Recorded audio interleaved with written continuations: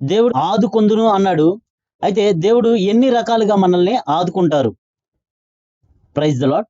ప్రభు నామములో అందరికీ వందనాలు. దేవుడు మనకిచ్చిన వాగ్దానము నిన్ను ఆదుకొందును. అయితే దేవుడిచ్చిన కొన్ని వాగ్దానాలను చూద్దాం. యెషయా గ్రంథము 41వ అధ్యాయం 10వ వచనం చూద్దాం.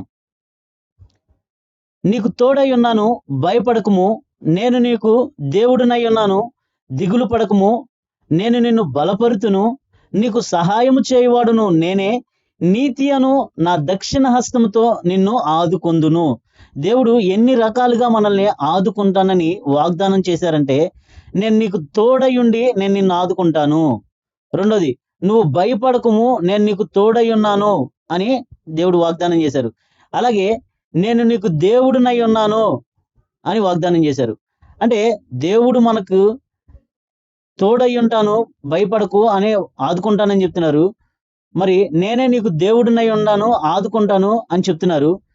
దిగులు పడకుము, నేను నిన్ను ఆదుకుంటాను, నువ్వు దిగులు పడకు అని చెప్తున్నారు. నేను నిన్ను బలపరుతును, నేను నిన్ను బలపరిచి నేను నిన్ను ఆదుకుంటానని చెప్తున్నారు. నీకు సహాయం చేయవాడు నేనే అని చెప్పి మనల్ని ఆదుకుంటానని చెప్తున్నారు. నీతిను నా దక్షిణ హస్తంతో నేను నిన్ను ఆదుకుందును అని చెప్తున్నారు. అయితే ఇన్ని రకాలుగా దేవుడు మనకి, ఇన్ని విధాలుగా దేవుడు మనకి ఆదుకుంటానని చెప్తున్నారు. అలాగే ఎలాంటి పరిస్థితుల్లోనైనా దేవుడు ఆదుకుంటాడు. దానికి యెషయా గ్రంథం 54వ అధ్యాయం 10వ వచనం చూద్దాం. పర్వతాలు తొలగిపోయినను, మెట్టెలు తత్తరిల్లినను.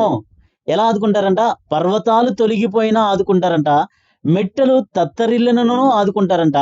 నా కృప నిన్ను వీడిపోదు. దేవుని కృప వీడిపోకుండా ఆదుకుంటారంట. సమాధాన విషయమై నా నిబంధన తొలగిపోదు. దేవుడు తాను చేసిన నిబంధనను తొలగిపోకుండా ఆదుకుంటారంట.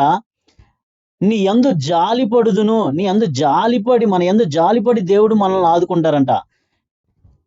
యెహోవా సెలవిచ్చుచున్నాడు. అంటే ఇన్ని విధాలుగా దేవుడు మనకి చెప్పి మనకి ఏమని చెప్తున్నారంటే, నేను నిన్ను ఆదుకుంటాను. ఎలా ఆదుకుంటారు? పర్వతాలు తొలగిపోయినా, మెట్టెలు తత్తరిల్లను, నా కృప నిన్ను వీడిపోదు, సమాధాన విషయమై నా నిబంధన తొలగిపోదు అని నీ యందు జాలిపడు యెహోవా సెలవిచ్చుచున్నాడు. ఇన్ని రకాలుగా దేవుడు మనల్ని ఆదుకుంటానని చెప్తున్నారు. కాబట్టి ఇన్ని రకాలుగా దేవుడు మనల్ని ఆదుకుంటున్నప్పటికీ మానవుడు ఏం చేస్తున్నాడంటే భయపడుతూనే ఉన్నాడు. ఎందుకు భయపడుతూ ఉన్నాడు అంటే, తానున్న పరిస్థితిని బట్టి భయపడుతున్నాడు. తాను ఈ లోకంలో కలిగిన శ్రమలను బట్టి భయపడుతున్నాడు.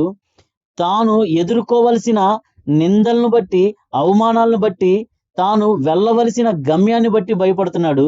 కాబట్టి దేవుడు వీటన్నిటి విషయమై ఏం చెప్తున్నారంటే, భయపడకు, నేను నిన్ను ఆదుకొందును. ఎలా ఆదుకుంటారంట? యెహోషువ గ్రంథము 3వ అధ్యాయం 7వ వచనం చూద్దాం. నేను మోషేకు తోడయున్నట్లు నీకును తోడయుందును.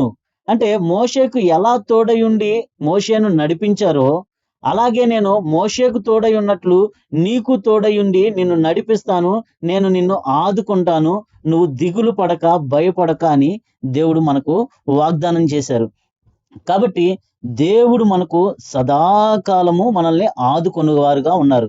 అయితే మత్తయి సువార్త 28వ అధ్యాయం 20వ వచనం చూస్తే, ఇదిగో నేను యుగ సమాప్తి వరకు సదాకాలము మీతో కూడా ఉన్నానని వారితో చెప్పాను. అంటే దేవుడు సదాకాలం మనకు తోడుగా ఉండి మనల్ని ఆదుకుంటారని ప్రభు వాగ్దానం చేశారు. కాబట్టి ఈ వాగ్దానం మన పట్ల, మన కుటుంబంలో ఉన్న వారందరి పట్ల నెరవేర్చబడును గాక.